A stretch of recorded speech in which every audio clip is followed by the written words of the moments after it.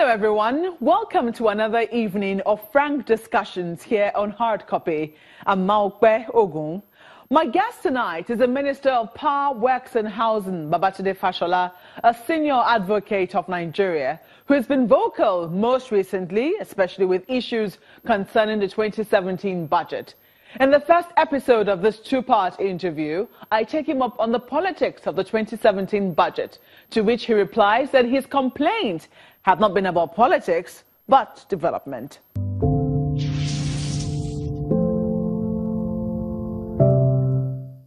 Babatunde Fashola, SAN, you're welcome to Hard Copy. Thank you for having me. Well, now you're Minister of Power, Works and Housing, and you've been there for roughly about 18 months, thereabout. And for some people, they have always wondered why there's three ministries together. Now, as Minister, do you see the connection between these three ministries, or do you think they would have better existed by themselves? Well, I think the best person to answer why the three ministries together is the person who took the decision. And that's Mr. President. But by way of a very simpler response to you is, first of all, these are the ministries that respond to a significant chunk of our infrastructure needs. And in my view, they are better together because of the interface that is necessary between ministries, departments, and agencies of government. So if you make them three, which is always the prerogative of any government, it means that where you need a road to a power plant, you have to cross to the next door. And when you need a power supply facility to a housing estate, it means that you have to cross to the next door. There's some inherent efficiency in keeping all of that together. Even at this moment that we are one ministry, there's still a lot of team building and welding together that is going on. More importantly is the fact that in this same country, we complained about the cost of running government. And so traditionally, these three ministries used to have at least three ministers, and in some cases ministers of state. So they had the potential to be 6 ministers there and 3 PAMSECs. It's now being run by 2 of us, myself and a minister of state, and we are collecting 1 minister's salary. We're not getting paid for things. Well, I guess so there are cost elements there as well. I guess the common years in terms of, deliverance on the, the purposes of these ministries, power, works and housing, will be clear to Nigerians. I mean, they will be the ultimate judge as to whether or not it's been efficiently tied together to deliver that service which they need. But let's get started on politics. Only recently, you got embroiled in some controversy with lawmakers over the budget, 2017 budget more precisely. You said that you have nothing personal against the lawmakers, and some of them are your personal friends. However, you've taken your disagreement with them to the public domain. Why have you done this? I don't think that it is accurate to say I took my disagreement to the public domain. I think that the matter has always been in the public space.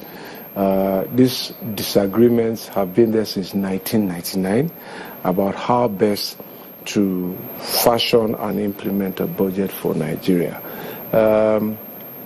Also, as you alluded to the possible results that can come out of the management of the ministries, is to also point out that there is nothing that is really standing in our way in terms of how to build roads. We've been building roads before. We just need to budget properly for them, and we just need to pay the contractors. And ditto for housing, and significantly the transmission side of power that government is largely responsible for. That said, I think that this matter has been in the public space, and there is the right to express an opinion, even if I wasn't minister. And an opinion that disagrees with something that has been done for 17 years that is not producing the kind of results that I think I would like to see is not something that should become irritable to anybody. But you say that, you know, it's your prerogative to make those complaints. Yes. But then when people talk about the executive-legislative face-off, especially within a party that is majorly in power in both the executive and the legislature, then they begin to ask questions as to whether or not they're on the same page in terms of the, you know, the dividends of democracy that they have promised the people. I think that you perhaps missed the point here in the sense that the budgeting system is a bipartisan system on the National Assembly side. So it is more than something that affects only the party in power. It affects also the party in opposition. And this is not a political matter, because you started by saying, let's talk politics. This is not a political matter. This is a developmental matter.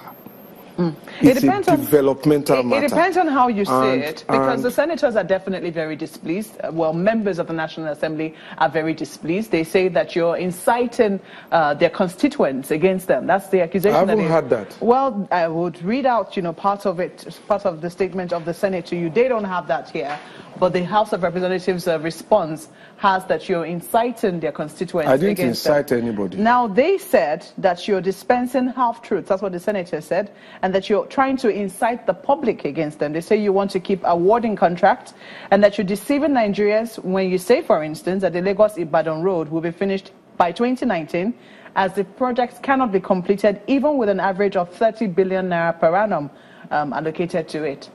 I have said, if that is the response that you refer to, I have said all that needs to be said on that matter, and I have nothing more to say. Now, what have you said? Because I have said what I need to say. I issued a statement, and that is all I have to say on the matter.